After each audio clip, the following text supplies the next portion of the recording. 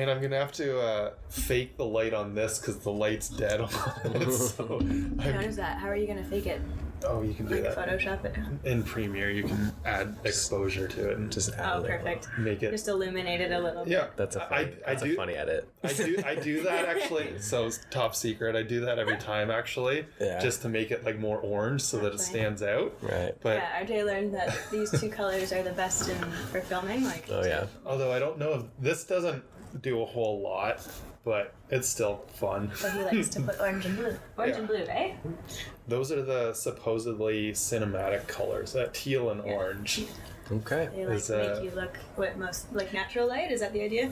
No, I think that's what a lot of movies. That's what a lot of movies use. So it's the cinematic look. Right. So I don't know.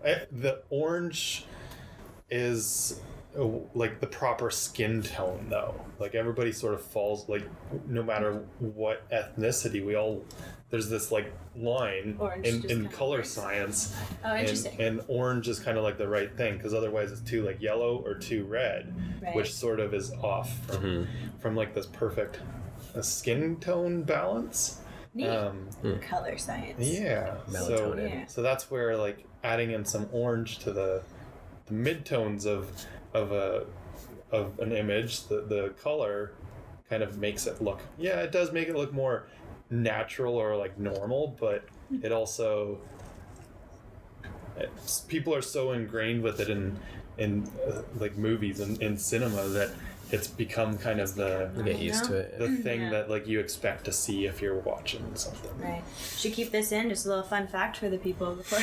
Yeah, I probably will now because it is interesting. That's why I kept rambling on about it. I like it. Well, might as well. That has nothing to do with what we're doing today. Fun fact. Yeah.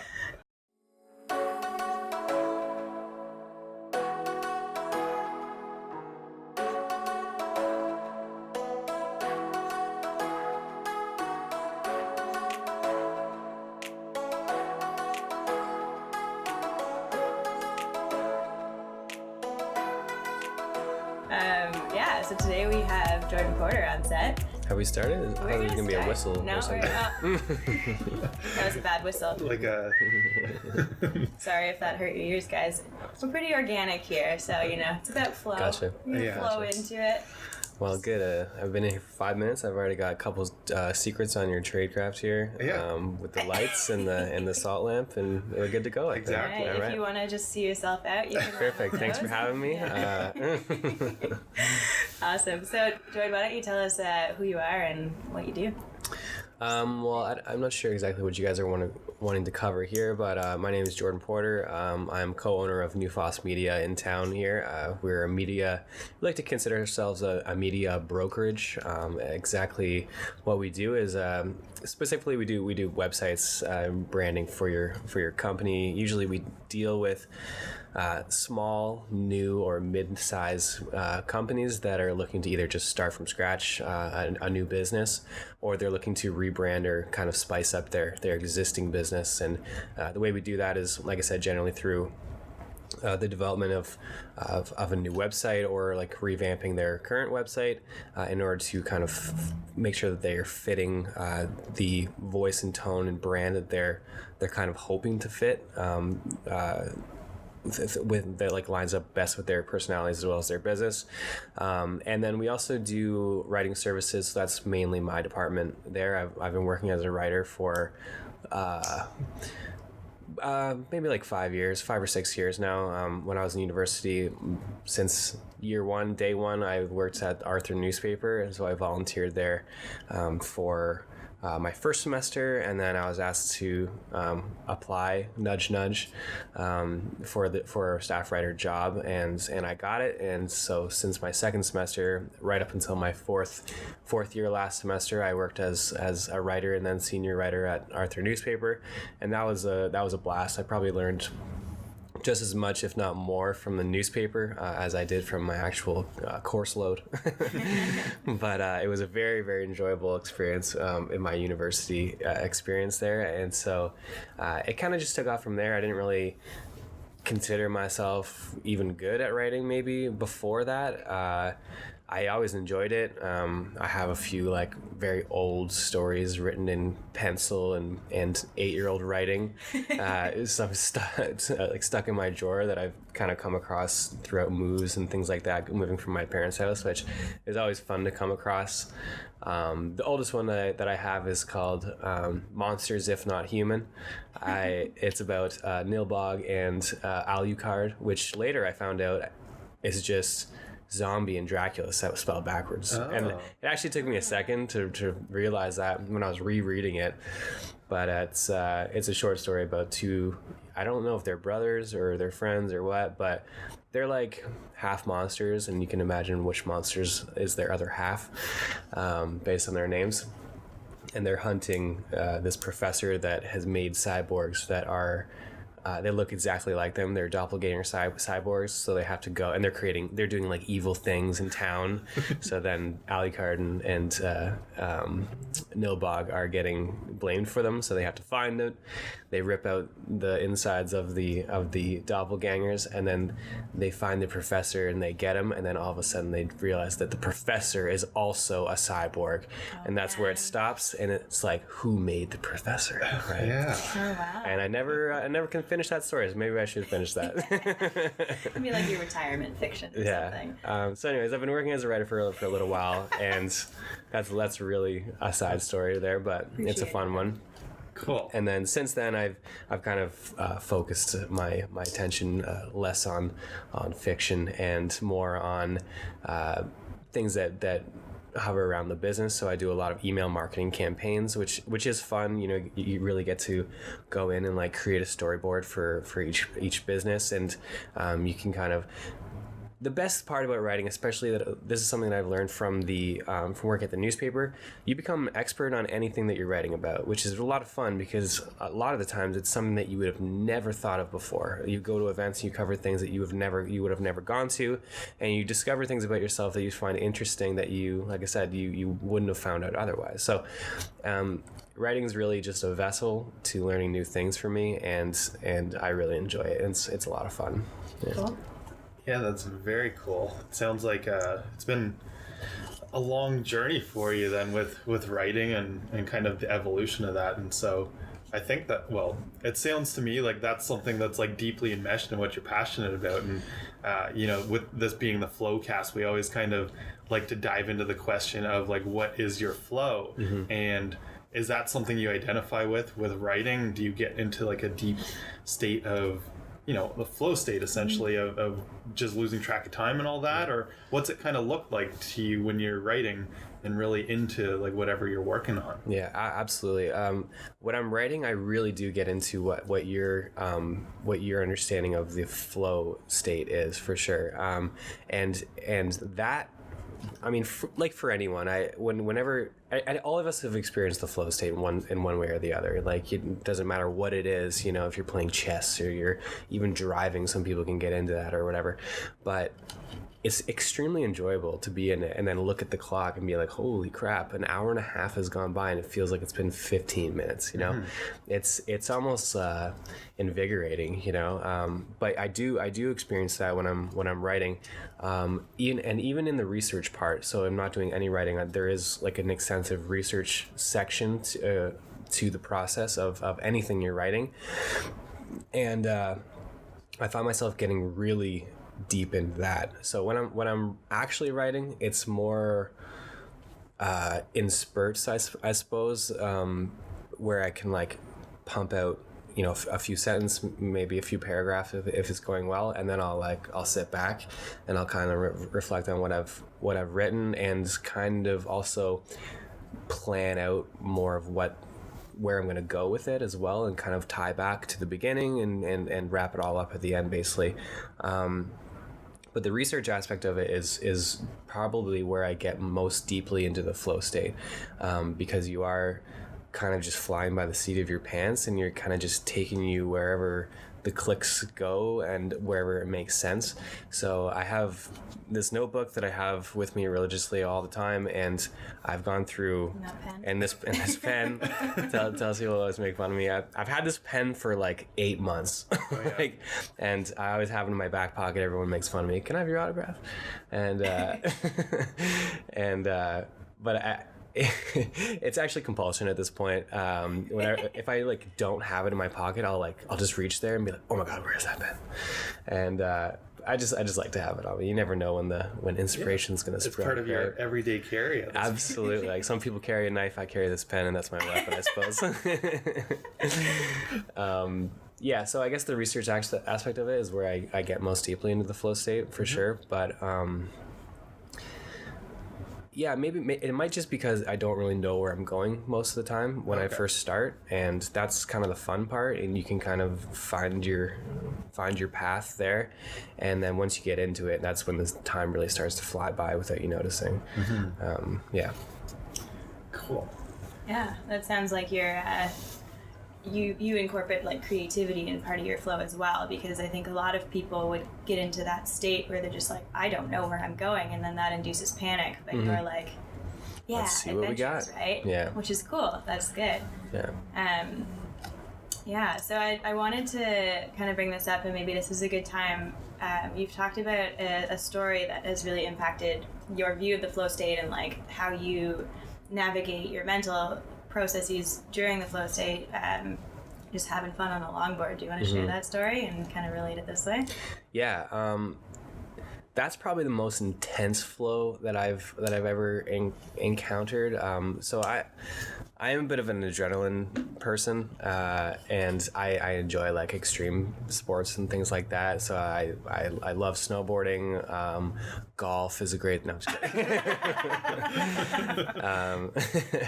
Yeah, like snowboarding, skateboarding, things like that, where there's like an element of risk. I work at the Peterborough Axe Club part-time, so I don't know if that's the battle clubs in Toronto like to hashtag that extreme sorta.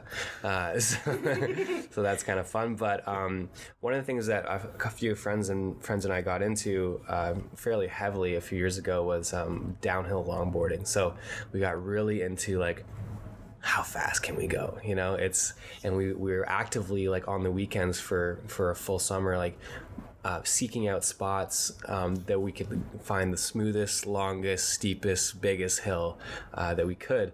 And we found quite a few, and we really did, like, we were responsible about it. I mean, the first hills we did were very small, and then we kind of just like amped up, and then we found ourselves one time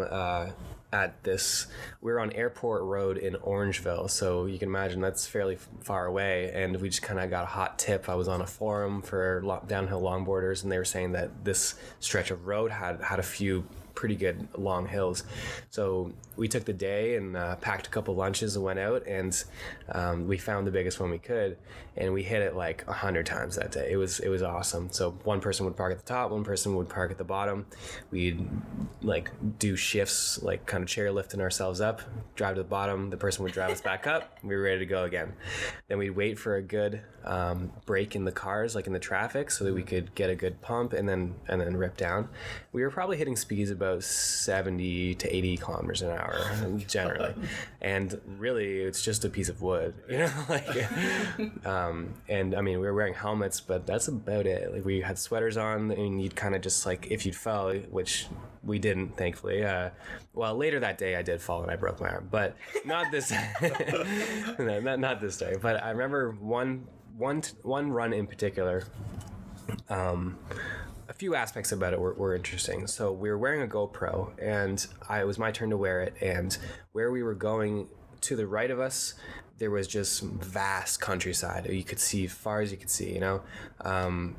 So we wanted to get a good shot where halfway down the hill, when you're like peak speed, just turn your head to the right as much as you possibly can and just hold it so that you get a good view, come back, and it would be a good clip for the video, right?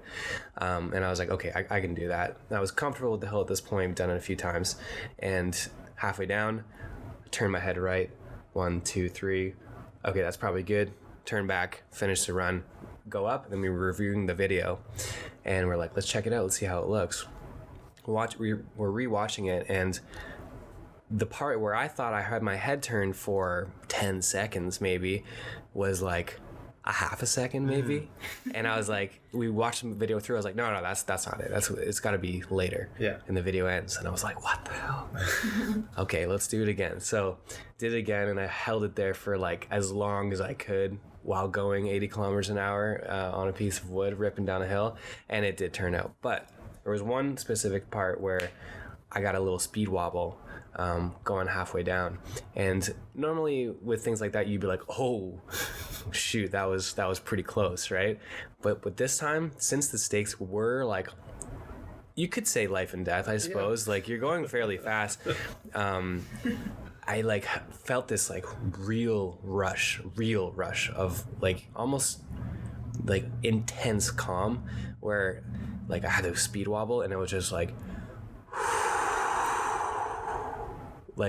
very intensely calm, and then like composed myself, controlled it, and then finished the run. But that always stuck with me because it was like involuntary, how like calm I got in that moment, and it was out of necessity, but I would like to get there again. And I guess that's kind of the white dragon you chase when you do things like that. It was a real like visceral, a human experience almost, right? That your brain is taking over and be like, I got this one, you are irresponsible. Like, so that was a really, really cool experience. And I can't say that I've really experienced that since, but I don't know if I've done anything to like quite as intense since then, probably. But Wow.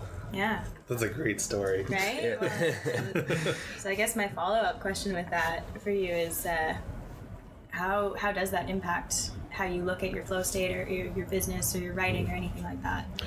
I don't know if it's the same scenario exactly, but there are certain times where my brain seems to take over a little bit, like more than my conscious state, I suppose. Like especially when I'm doing presentations or something like that, I love presenting in front of people. Like it's one of my favorite parts about working at the Axe Club. You have like a group of anywhere between 6 and 70 people that you're all of a sudden like you got to be on for and explain the rules and make sure there's an element of safety there as well. But I find that in those kinds of times, my brain kind of shuts down and goes on autopilot and just kind of does what I need it to do, right? Which is nice. I also had a radio show on Trent Radio when I was going to school there as well. It was called Electric Entrepreneurs. I created it, and since then someone has taken it over. I don't know what they've done with it. Hopefully it's good. But basically I just have a guest on each week, unless they didn't show up, which was often. And I would just kind of talk to them about their new business and kind of get to know them and get them to share, and it helps me and helps them kind of plug them a little bit. But near the end of it, I didn't even have any questions written down for them. Some people were like, do you have a list of questions? I was like, no, we're just going to do it. Welcome to the show. Here we go. And so that was a lot of fun, and it was like challenging. And sometimes my guests were a little bit on edge because they were like, oh, what's going to happen here? I don't want there to be dead space. And there never was. It was easy enough to do, but people love talking about themselves, so it's fairly simple to like get them going. But even in things like that, sometimes you would be like, okay, I don't have a next question, I need to like figure something out quick, and my brain starts like ripping on its own, and it'll figure something out. Or you have a bad guest and they're like, so tell me about your business, and you're like, yeah, it's pretty good. And you're like, all right, on to the next question. So sometimes that was a bit challenging, but I guess the flow state for me is just kind of like testing my brain in that way.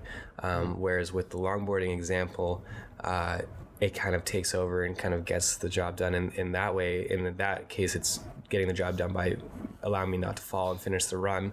And then in another way with writing, you kind of go into a hole of research, or with the show, you kind of just have to make something up and make it make sense as well.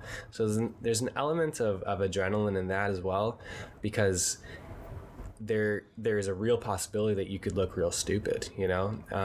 With the show, if there's dead time and you're kind of like you know, you're stuttering or something like that, it could be rough.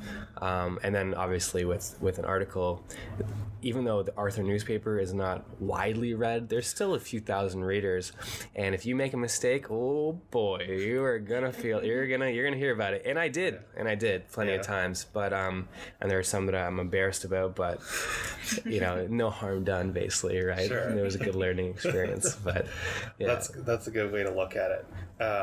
And it's interesting, like the radio, and I think you've started to do a couple of podcasts for Nufás now, and something that, like, it's interesting, right? We have full, like, editorial control to skip over any pauses or to go back, you know, cut things out. It's different. It must be different feeling when the radio was live, was it? It was live, yeah. Yeah. So like, often, I don't know, the conversations get so exciting and we go through so many different things. It's like, oh, I want to talk about that, or I want to talk about that, but how would you figure out, I'm sure you had guests like that how would you figure out which path you wanted to go down? Or is it just whichever sort of snapped to the top of your mind, and then the other one maybe got forgotten or just got lost in the drift, but it was all good because at least the conversation was still flowing? Right. Well, I did have one crutch with the radio show. I played music as well. So I would have a list of like 5 to 10 songs. It was an hour-long show too. Like, and it was set time, 9 o'clock to 10 o'clock in the morning on Mondays, and so I did have a bit of a crutch there. So if I kind of felt the conversation dwindling a little bit, I could load up a song and just cut to that. And in that time, we'd have, like, take off the headphones, have a little conversation, and in that time. And this is also how I kind of ran interviewing for Arthur, because I would go out weekly and interview 2-3 people about whatever it is they're doing. Even at the end of that, I wouldn't even have a list of questions. When I first started, I wanted to be diligent and, like, I had tons of questions.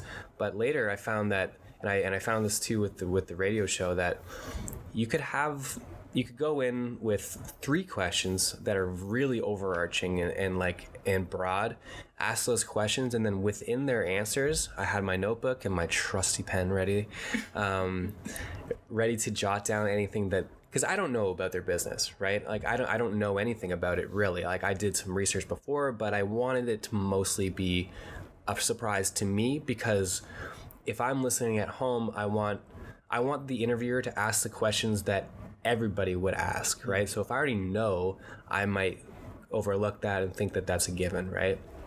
So I would ask overarching questions, and then within their answers, they would almost always give me tidbits of information that, okay, can you expand on that? And I'd just write it down quickly while they were talking, and then I would maybe just save it for later, or just anything that popped in my head, I would just write it down and be sure to ask it later. So it's more of, like, you can imagine it's like a ladder, and the first rung is your overarching question, right? And then you can just kind of climb and get to where you want to go, basically, right? So I found it easy to do it that way. Cool. I kind of want to spin around and talk about your business now, just because my brain's doing that thing right. you were just talking about. With Nufás, the way you were describing it, I know we've got Sean coming on in a couple weeks, so we won't go too deep, but it sounds like essentially your job is to, like, help get either small businesses or entrepreneurs, like, into their flow or into their zone. So how do you find, like, do you feel like you need to balance your flow in order to give them that experience, or, like, how do you guys work that as business partners? I'm not sure it's really our responsibility to get them into their flow. That's a big responsibility to give to the media brokerage that we are. But I think that in a way we are. We almost give them a toolkit. Give them over a toolkit that they can then use in order to be organized and kind of get a head start, and then use that stuff to get into the flow of their business. Because with things like websites and, you know, managing your social media, in like getting an email marketing campaign going or something like that, it can be very tedious, especially if you don't know what you're doing. So that can be really frustrating, and it can like get to people, I suppose. So I guess like I said, what we're doing, we're giving them a toolkit so that they can, a flow state toolkit, let's call it that, and then so that they can kind of take that and then run with it, and then have the opportunity, especially if they're an ongoing client, have the opportunity to take the time to actually work on their business at the storefront or doing whatever they're doing on the floor, and then we can figure out everything up in the cloud here for them, so that they're able to do that and be the face of their business or whatever they need to be doing. So yeah, I guess it is just kind of like a head start on for them finding their flow, because it can be discouraging to not know what you're doing with your website, and you're trying to move this thing here and it messes up the whole thing, and I'm sure you know that, RJ. Yeah, no, I think I often talk about like getting into the flow state as like I picture like a bowling lane with bumpers, and like the bumpers are just kind of helping you stay in your lane, right? So maybe you guys are the bumper installers for these people. We're the bumpers, yeah. Yeah, there you go. Sorry, did you have... Well, quickly, I just want to throw in here, like, what does Nufás mean? So it's Nufas, and there's a little accent in there on the A, I believe, right? There's an accent on the A. So what it means is actually, it means new growth in Gaelic. So I think that, I mean, I love that name. I didn't actually pick the name. Sean, my partner, Telsey mentioned him earlier, picked it. And he's not Irish or Scottish or anything like that.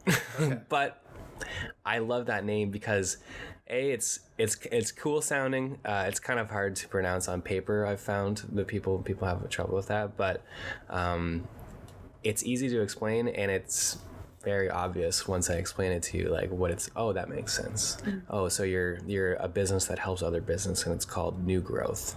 Okay, that makes sense.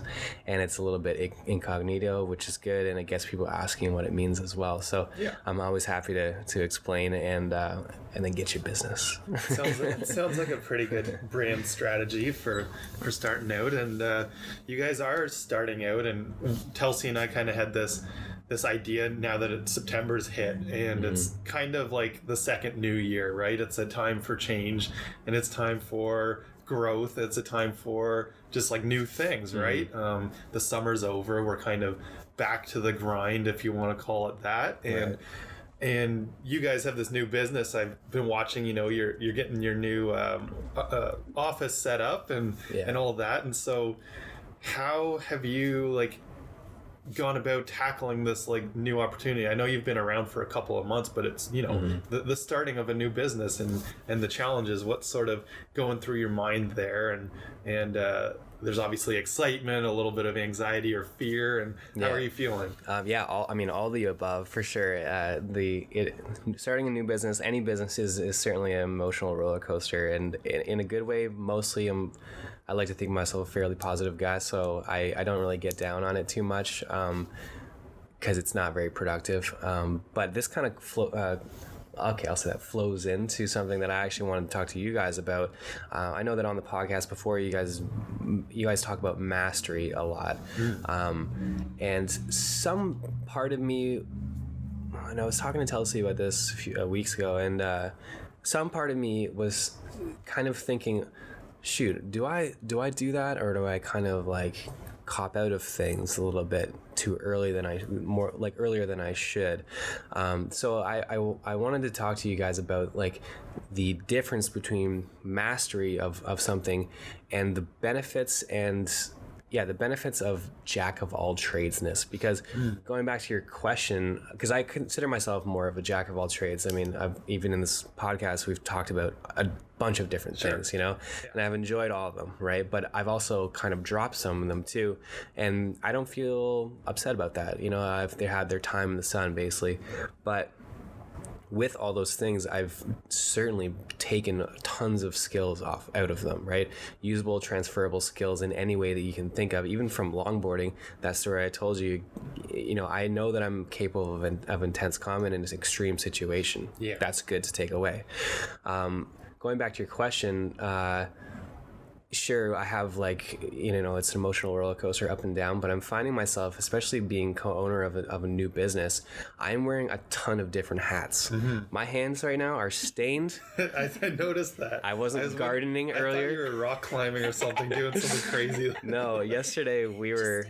Well, like I said, we're getting our new office in order, yeah. And when we first got it, it was a dungeon. It was an absolute dungeon nightmare, but it's been rejuvenated now to our own personalities. We've painted, we've ripped up carpet, we've done the floors, we've done everything. And then yesterday we were staining wood that we're creating a bookshelf behind our desk. So that's what that's all about. But that goes back to my second hat of jack of all trades in this, right? So, right now I'm a construction worker, for God's sakes, right? So, and then tomorrow I'll be writing a storyboard for an email campaign. That's it's a professional part of the job. Yeah. And then another time I'm interviewing for a job for someone to be a sales associate or something like that. But my point is there's tons of different jobs, so there's no way I can master all these things, right?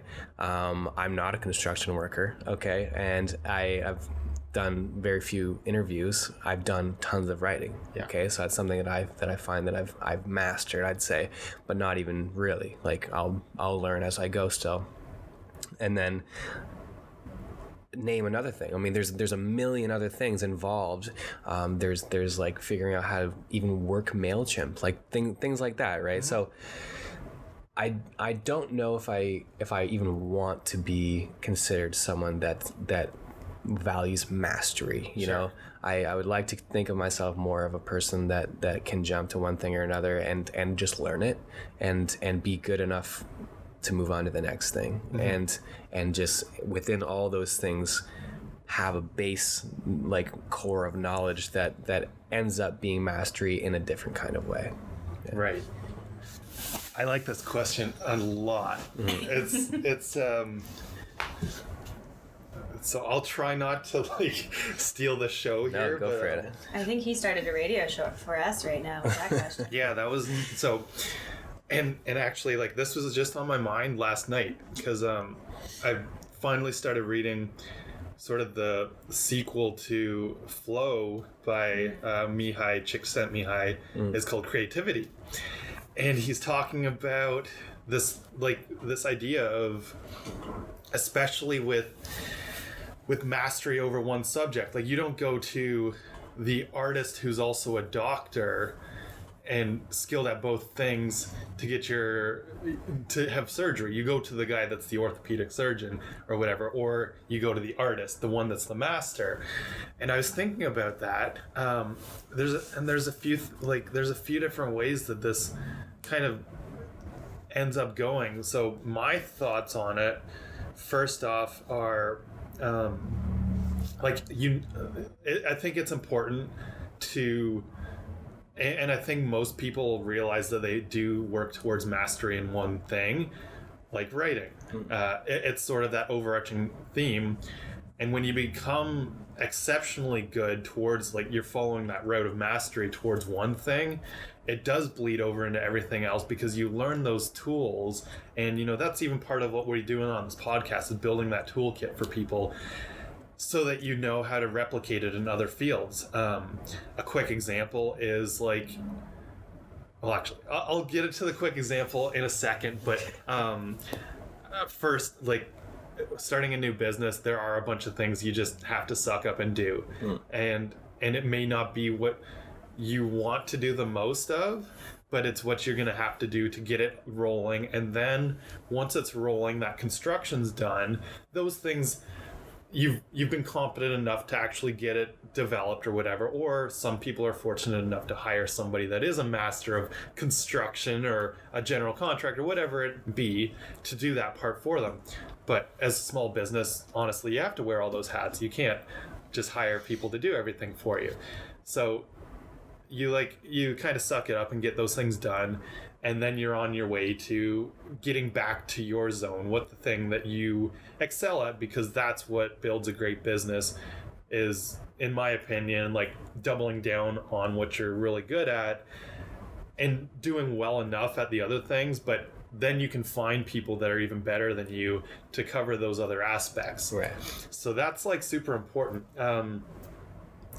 And kind of going back to my thought on, now I forget what I was going to say. You got an example? Oh yeah, my example. Thank you. So, I mean, I identify like my path to mastery in several different ways, but I think first and foremost, like I have to attribute strongman training to a lot of what I've become successful at, because I've learned that it's about consistency over a very long time is what gets you to the point of becoming like skilled enough to like be close to mastery. You know, I think that there's a lot to be said about that 10,000 hour rule, and it is about consistent practice and ingraining things. And actually, even tying back further, part of my thoughts on why you didn't fall when that speed wobble hit in the longboard is because you did those reps before, and your brain, your subconscious had some practice with it. We even saw it with like, I think you guys watch Free Solo, right? Oh yeah. We watched the Don Wall. Oh okay. Oh, you watched the. Yeah. You got to check out Free Solo as well. I'm like not my central nervous system isn't ready for that But one. Alex Honnold talks about, like, obviously he practices climbing it with a harness before he does the free solo. And he talks about, like, he circles, and in his journal, because he's got like each stage of the climb in a journal, and the spots that he's not sure that he can mentally overcome, like consciously overcome, he writes autopilot. Oh, that's cool. Yeah. Like he knows that he's just got to trust. And I'm getting like chills thinking about this. Oh man, I'm fired. RJ is standing up right now. my hair's standing up, definitely. So it all comes down to like, you've got to, I think like you've got to find your flow, and then you can expand it to everything. So it's like, this is another concept that kind of came from just like the small section of the book I was reading last night on creativity. But I'm reading through the chapter that's called Flow and Creativity, and he's talking about like, it's not about one thing that you've found your flow in, it's about finding as much flow in your daily life as possible. But in my opinion, like, it really helps to recognize that one thing that you're kind of a little more passionate about, you're a little more fired up about. Well, you'll always be drawn to that other thing too. Yeah. Right? So. Yeah. And so that's where, like, that's sort of the thing that you kind of always fall back on, because it's something you really want to do.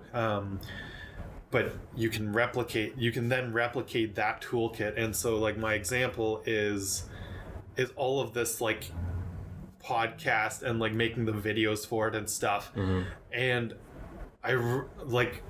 the podcast was kind of fun because we've had a bunch of great conversations before, like whether it's with Josh or with you or Dan, anybody in the gym, like you get into that zone and it's like, I was supposed to leave 2 hours ago and we're still talking. So helped me finish a lot of shifts out.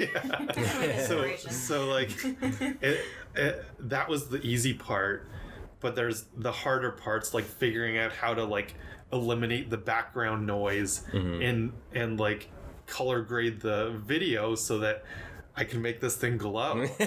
And like finding the lights. We were already going to share that stuff, so that's all good. Finding like the lights and whatever, like even just like adding more light so that the scene looked better. Well, and that also goes back to what I was saying before. I mean, like, you're talking about strongman competitions and how you need to like remember the skills that you've learned from that in your business, but your business is the flow spot, right? So it's people coming in. I mean, sure, it's wellness to a certain extent as well, but people are laying down here in the tank weightless, and it's like the epitome of relaxation. Whereas strongman isn't exactly that, you know, like no. But then, you know, so on the outside, someone like a layman would be like, well, how can those things be related? You know, right. how can you have any transferable skills from those two things, right? Yeah. And it's like, well, sit down, I can tell you, you know, and there's always something. There's always something Sure. if you're aware of it being of it being there, right?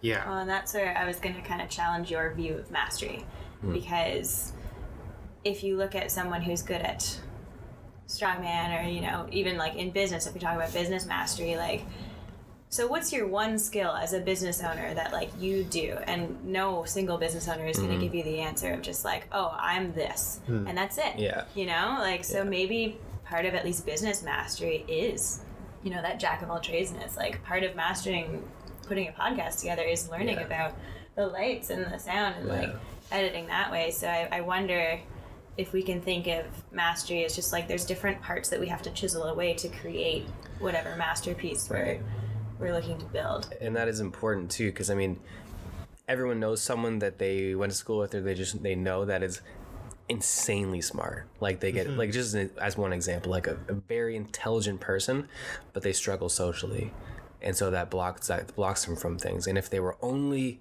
sociable and they only could connect with people a little bit better, the sky would be the limit. But they're not actually that sociable, so that they find themselves running into barriers that way. So that's like a large aspect of someone that is gonna like block you from other things, even though you're the smartest person I've ever met, you know. So it's about being rounded, and that's kind of what I'm getting at. Like, you know, round your skills out no matter what they are. So don't ever shy away from something you're afraid of, or a challenge, or something new that you might want to try. I've had people come into the Axe Club and they just don't do it.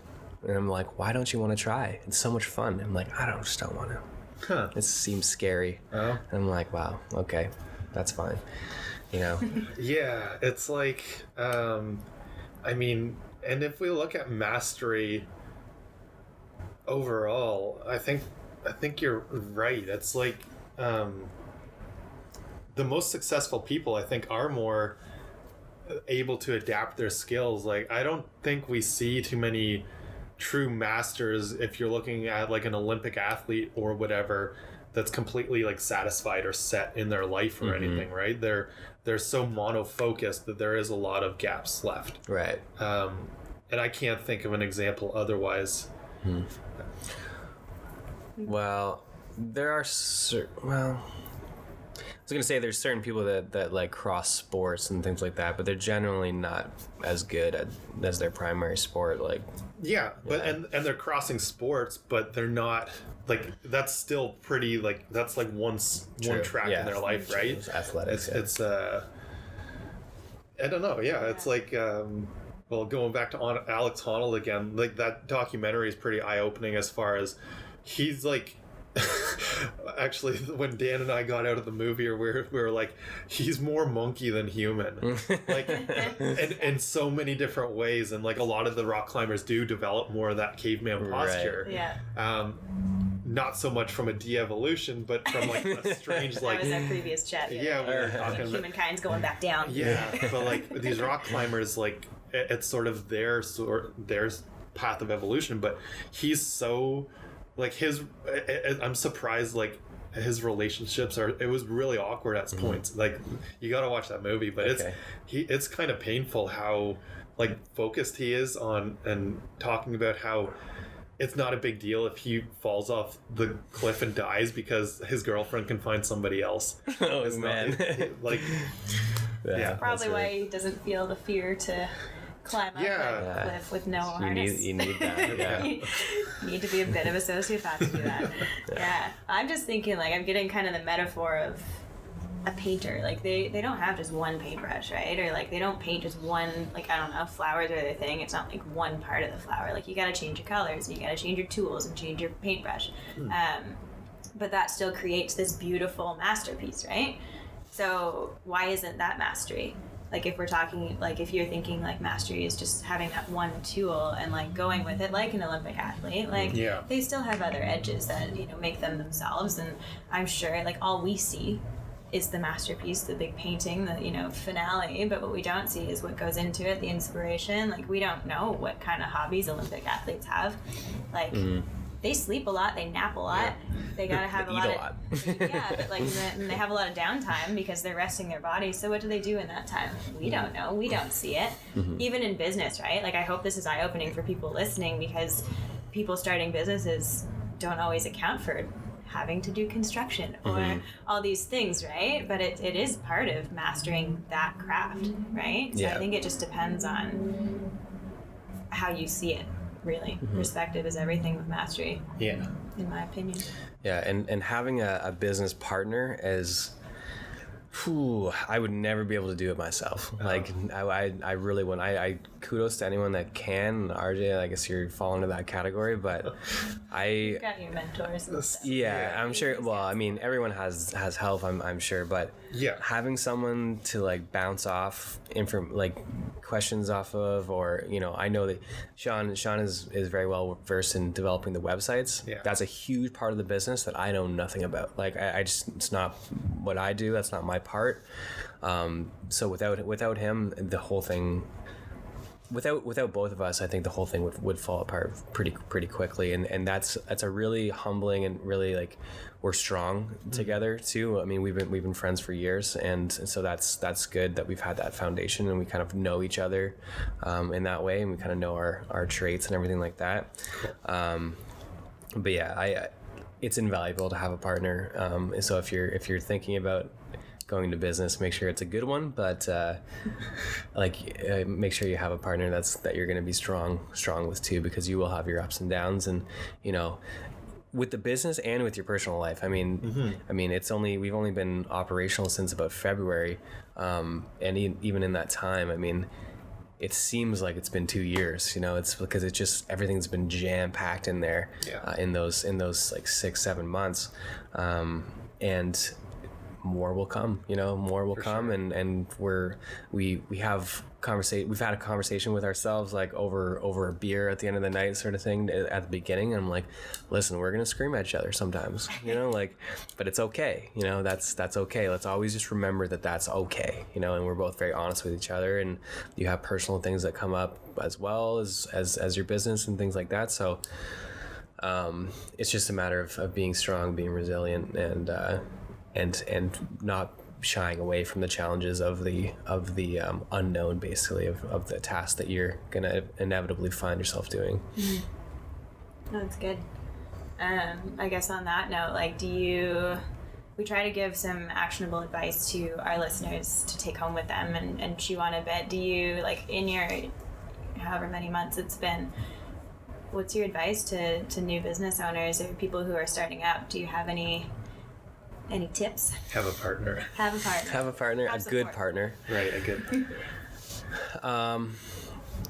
And I guess another piece of advice would, I hesitate to say this, but I do think it's valuable. Try not to worry about money. Try not to worry about the bank account all that much, because if you're doing the work, the clients will come, or the customers will come, or whatever your business is. And you just need to you just need to have faith in your work ethic. Be realistic with yourself in that regard as well. And don't try not to worry about the money aspect of it, because that will come. I know that's an old cliche, and my mom, dad, grandparents always said that to me, do what you love and the money will come and all that. But sometimes the oldest sayings like that are passed down for a reason, and it is really true. So just try and keep a level head about yourself. I'm a fairly level person. I don't think I freak out about things all that often. And that's a valuable skill, I think, because if you start swaying one way or the other, getting way too excited or way too down on yourself, it can be detrimental. And so try and stay level, and try and be realistic, and try not to worry about money as much as you can. Yeah, that's all great advice. Emotional speed wobble. Emotional speed wobble, that's right. You gotta none of that. bring it back. Awesome. I agree with all of that. I can second all of that, and it's stuff that I remind myself constantly. And if anybody, I just ate through this book. It was so good. Honestly, it might be my favorite book ever now. Shoe Dog by Phil Knight. All right. Is the memoir of the starting of Nike. Phil Knight's cool. the founder of Nike. Mm-hmm. Oh my God, is it so good? But I didn't know, it was 18 years of him being in extreme debt. He was working other jobs. Encouraging everyone. Mm-hmm. Oh, it is encouraging though, because I'm sure at the end. We, I think this is very common. Like anybody starting a business, it's that balance. Like you're raring to go, but on the same time, like at the same time, you have to realize like 6 months is nothing. Yeah. It's just like a drop in the bucket. And you've got to realize like it's gonna take a lot longer. Hopefully like not as bad as Phil Knight had it, because man was he like it's a tense book, because man they went through like a lot of hard stuff with FBI investigations on my goodness. I gotta pick that up. Were so Shoe Dog. Shoe Dog is so good.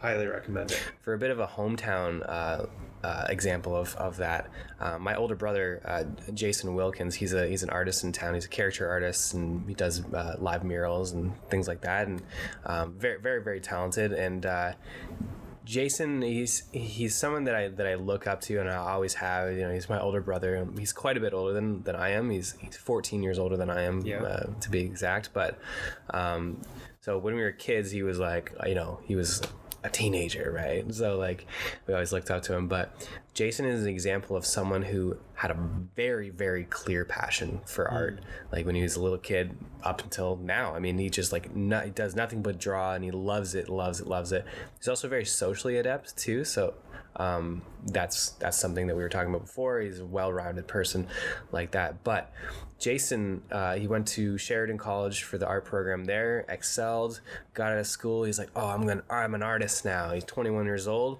and he worked at a call center in Peterborough for like 12 years. Oh yeah. Yeah. In a massive amount of debt, was in a bad marriage and all this stuff, and continued to draw. But I mean, he's working 8 hours a day at a friggin' call center, right? Like, well, how can you get the gumption to come home and start a new business yourself that way? But right now, in the last like 5 or 6 years, he's been absolutely killing it. Has his own studio downtown now, just above Watson and Lou.